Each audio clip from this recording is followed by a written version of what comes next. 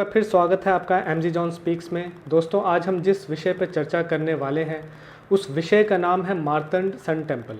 Martand Sun Temple Anantnag के district में पड़ता है।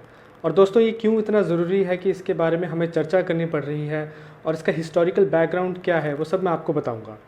मार्तंड सन टेम्पल एक ऐसा टेम्पल है जो 8th सेंचुरी में राजा ललितादित्य ने बनाया था, और ये टेम्पल सूर्यदेव की उपासना करने के लिए बनाया था।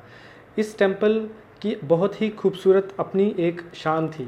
इस टेम्पल की अगर दीवारों की बात करें, डिज़ाइंस की बात करें, तो उस टाइम पे हिस्टोरियंस क्लेम करते हैं कि ये बहुत ही खूबसूरत था और काफ़ी बड़ी ज़मीन पे इसको बनाया गया था। मार्तंड सन टेम्पल के आसपास बाउंड्रीज़ थी और वो बाउंड्रीज़ ब्यूटीफुल कार्व्ड बाउंड्रीज़ थी, और अंदर पानी था और पानी से एक रास्ता जाता था जो पूरे इलाके के बीच में जो मेन मंदिर था वहाँ तक, ताकि श्रद्धालु जब वहाँ से आए तो उस रास्ते को पार करते हुए जाए।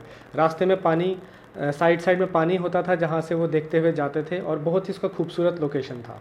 ये राजा ललितादित्य ने बनाया था। राजा ललितादित्य खुद भी एक बहुत पावरफुल किंग थे, जो उस टाइम पे जिन्होंने मोस्ट ऑफ द इलाके जो थे कश्मीर से बाहर के, हिंदुस्तान से बाहर के, उन्होंने कब्ज़ा किया था और वो रुक नहीं रहे थे और काफ़ी इलाकों तक उन्होंने अपना कब्ज़ा जमा लिया था। यहाँ तक कि ये भी कहा जाता है, हिस्टोरियन का या इतिहासकार का ये भी मत है कि वो यूरोप तक भी पहुँच चुके थे। ये जो मंदिर है इसकी अपनी एक ग्लोरी थी। इस मंदिर में पुजारी रखे गए थे जो वहाँ पे सूर्यदेव की उपासना करते थे और उस मंदिर का ख्याल रखते थे। रोज़मर्रा का ख्याल वो पुजारी रखते थे, वहाँ की साफ़ सफाई सब कुछ पुजारी करते थे। उस मंदिर को बनाने में काफ़ी टाइम लगा था, और राजा ललितादित्य का मकसद ये था उस मंदिर को बनाने का कि जो हिंदुज़म की शान है, जो हिंदुत्व का शान है, वो बरकरार रहे, और जो मुस्लिम रूलर्स वहाँ पे अटैक करते थे और वहाँ के टेम्पल्स को डिस्ट्रॉय करते थे वो बच जाए। तो इसलिए उनका ये मकसद था बनाने का, और वो बहुत ही खूबसूरत मंदिर उस टाइम पे बनाया गया था। उस मंदिर की एक और ख़ासियत है, जब भी सूरज जब भी उगता है तो उसकी सबसे पहली किरण उस मंदिर के पे पड़ती है, उस मंदिर के स्ट्रक्चर पे पड़ती है। तो ये बहुत ही खूबसूरत बात है, ये बहुत ही ख़ास बात है उसका। और इसका डिज़ाइन काफ़ी यूनिक था, काफ़ी मेहनत लगी उसको बनाने में। लेकिन दोस्तों, ऐसा क्या हुआ कि उसको खंडर हालत में बदलना पड़ा। राजा ललितादित्य की मौत के बाद सिकंदर बुश्त, जो एक इस्लामिक रूलर था, जो कि मुस्लिम रूलर था, उसने आके उस मंदिर पे अटैक किया और उस मंदिर के पुजारियों को मारा। जब उसने कश्मीर पे अटैक किया तो उस मंदिर पे भी गया और वहाँ के पुजारियों की हत्या की, और उसके बाद उस मंदिर को खंडर बना दिया। उस मंदिर को जब जलाया गया तो कहते हैं कि वो कम से कम साल तक जलता रहा। इतिहासकारों का मानना है कि वो रुक ही नहीं रहा था, इतनी देर तक वो जलता रहा। तो सिकंदर बुश्त ने आके सारे स्ट्रक्चर को तबाह कर दिया, हर चीज़ जला दी और कत्लेआम वहाँ के पुजारियों का कर दिया। दोस्तों, इस वीडियो में मैं हिंदू मुस्लिम की बात नहीं कर रहा हूँ। इस वीडियो में मैं फैक्ट्स की बात कर रहा हूँ, जो फैक्ट हमने देखा है। अब जैसे आप जानते हैं कि कोई चीज़ हमारी खो जाती है तो उसको वापस लाने का हमें पूरा अधिकार है कि हम उसको वापस लेके आएँ। मार्तंड टेम्पल जब जल गया तो वहाँ की जो हिंदुज़म की या हिंदू की जो अपनी शान थी, जो कस्टम था, जो वैल्यू था, जो रिलीजियस प्रैक्टिसेस था, वो सब कुछ जा चुका था। हिंदू का जो अपना ग्लोरी था वो चला गया था कश्मीर। लेकिन यहाँ पे सवाल ये है कि जितनी भी सरकारें आईं, उन लोगों ने किसी की भी मंशा नहीं थी कि उस मंदिर को दोबारा से रेनोवेट करवाया जा सके। किसी ने भी उस मंदिर को रेनोवेट करवाने के लिए कोई इनिशिएटिव नहीं लिया, कोई एफर्ट नहीं दिखाया। यहाँ तक कि लोगों ने बहुत इसके खिलाफ़ बोला कि उस मंदिर को दोबारा से रेनोवेट करवाओ, लेकिन किसी ने भी नहीं किया। क्या मंशा रही होगी सरकार की, कोई नहीं जानता। शायद से मिलिटेंसी थी वहाँ पे, उस चीज़ का डर था। लेकिन जहाँ तक एयरपोर्ट का मामला है श्रीनगर के, जबकि उसको बचाया जा सकता है तो एक मंदिर क्यों नहीं बचाया जा सकता।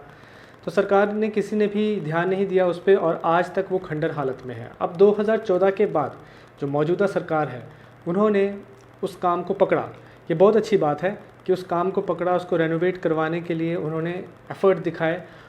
उसका पूरा का पूरा कंट्रोल ASI के हाथ में दिया, आर्कियोलॉजिकल सर्वे ऑफ इंडिया के हाथ में दिया। आर्कियोलॉजिकल सर्वे ऑफ इंडिया ने अब उसको रेनोवेट करवाने का काम भी शुरू कर दिया है। वो भी एक अच्छा काम है।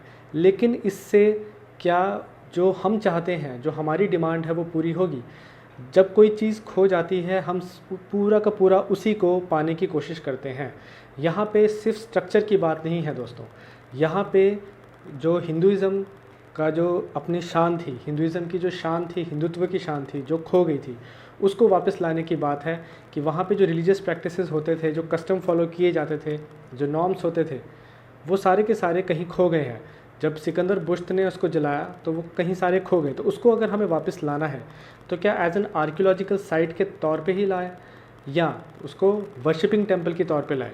ये दो सवाल ये दो चीज़ें हमारे सामने हैं कि हमें करना क्या है। क्योंकि अगर एज एन आर्कियोलॉजिकल साइट के तौर पे उसको बनाया जाता है तो वहाँ पे उन मुस्लिम एम्प्लॉयज़ को रखा जाएगा जो वहाँ पे पैसा कमाएंगे। Archaeological survey of India ticket से अपना पैसा कमाएगा, शॉप्स वहाँ खुलेंगी आसपास जो अपना धंधा करेगी। उसके बाद वो सारा बेनिफिट ASI और सेंट्रल गवर्नमेंट को जाएगा। इसका मतलब ये है कि इनको इससे कोई कंसर्न नहीं है। मैं ऐसा क्यों कह रहा हूँ? आप जानते हैं कि आर्कियोलॉजिकल सर्वे ऑफ इंडिया कहीं भी जब आर्कियोलॉजिकल साइट के तौर पे उसको बनाती है किसी भी मॉन्यूमेंट को, तो वहाँ की जगह से वो पैसा लेती है, पैसा कमाती है, क्योंकि जो खर्च किया होता है उन्होंने, उस पैसे को वो दोबारा से रिकवर करती है, चाहे वो टिकट्स के ज़रिए हो, चाहे वो शॉप्स खोल के हो, वो टैक्सेस लगा के हो, वो सारा पैसा वो रिकवर करती है, वो अमाउंट रिकवर करती है वहाँ से। आर्कियोलॉजिकल सर्वे ऑफ इंडिया हर जगह ही करती है, चाहे वो आगरा फोर्ट हो, चाहे लाल किला हो, चाहे वो नालंदा विश्वविद्यालय हो, हर जगह से आर्कियोलॉजिकल सर्वे ऑफ इंडिया यही करती है और कुछ मुनाफा वो सेंट्रल गवर्नमेंट को भी देती है। तो इसका मतलब ये हुआ कि अगर इस मंदिर को एज एन आर्कियोलॉजिकल साइट के तौर पे बनाया जा रहा है तो इसका मतलब यही है कि उसको एज ए बेनिफिट देखा जा रहा है, मॉनेटरी बेनिफिट देखा जा रहा है, ना कि कंसर्न है इनका कि वो हिंदुज़म था जो खो गया था उसको वापस लाना है, उनका अधिकार उनको देना है। उससे इनको कोई मतलब नहीं है, सिर्फ वो स्ट्रक्चर खड़ा कर देना है और वहाँ से पैसा खींचना है, वही इनकी एक मंशा है। दोस्तों, मैंने आपको बताया कि इस मंदिर का हिस्टोरिकल बैकग्राउंड क्या था, क्यों इस मंदिर को नहीं बनाया गया, सरकार की क्या मंशा रही और अब मौजूदा सरकार की क्या मंशा है, ये सारी चीज़ें मैंने आपके सामने रखी है।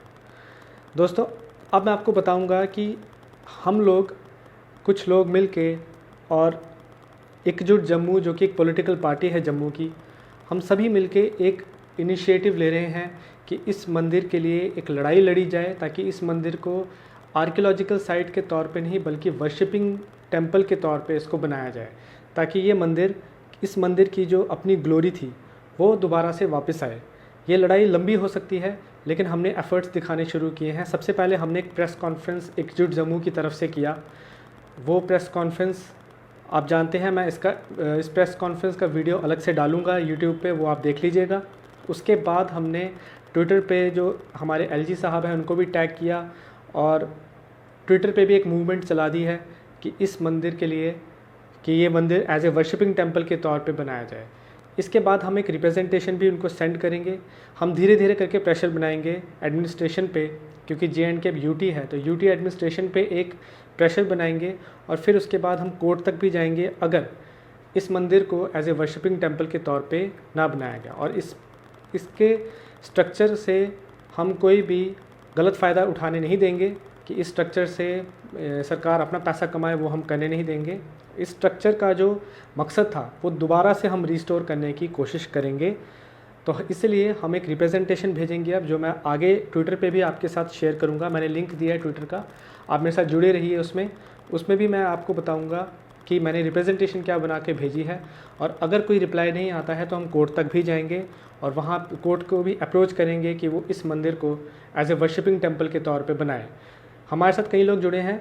मैं खुद एकजुट जम्मू पॉलिटिकल पार्टी का लीगल सेल का मेंबर हूँ। साथ में सोशल एक्टिविस्ट जो एकजुट जम्मू के मेंबर हैं कन्वर टिक्कू, और साथ में विनायक देव त्रिवेदी जो सोशल एक्टिविस्ट हैं UP से, और साथ ही हमारे जो प्रेसिडेंट हैं एकजुट जम्मू के अंकुर शर्मा जी, उन्होंने भी इस पे अपना हाथ रखा है। और हम सब मिलके एक कोशिश कर रहे हैं कि इसको एज ए वर्शिपिंग टेम्पल के तौर पे बनाया जाए, ताकि कश्मीर में हिंदुज़म रिस्टोर हो सके। दोस्तों, हमें जागरूक होने की ज़रूरत है, हमें देखने की ज़रूरत है कि क्या क्या चीज़ें नुकसान में हुई हैं, उसको दोबारा से हम रिस्टोर कर सकें। तो दोस्तों, ये था आज पूरा इस मेरे वीडियो में इन्फॉर्मेशन। अगर आपको अच्छी लगी हो तो प्लीज़ इसको शेयर कीजिए।